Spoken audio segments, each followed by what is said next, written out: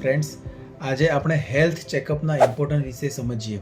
According to guideline, ઇન્ડિયામાં every 23 યર્સની એજ પછી દરેક વ્યક્તિએ દર વર્ષે પોતાનું બેઝિક હેલ્થ ચેકઅપ કરાવવું જોઈએ કે જેથી આપણા અંગો ફંક્શનિંગ કરે છે, પ્રોપર છે, એ આપણને રિપોર્ટથી ખબર પડે.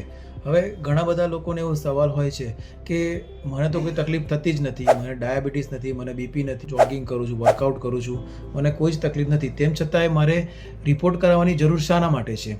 તો એનો આન્સર અહીંયા છે કે આપણા શરીરનું દરેક અંગ એની એક રિઝર્વ કેપેસિટી હોય છે કે જ્યારે એ અંગ અંદરથી 60-70% ઉપર ડેમેજ ના થઈ જાય ત્યાં સુધી આપણને બહારથી એક પણ તકલીફ થતી નથી.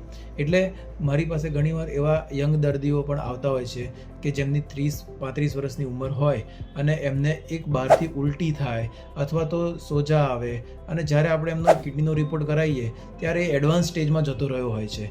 તો જો એ વ્યક્તિએ એવરી યરલી હેલ્થ ચેકઅપ કરાવ્યું હોત તો જ્યારે એ રિપોર્ટ વધવાની શરૂઆત થઈ હોય ત્યારે જ આપણે એને પકડી શક્યા હોઈએ અને આપણે એમની ટ્રીટમેન્ટ કરી શકીએ. તો આ દરેક અંગ માટે પણ આવું જ હોય છે.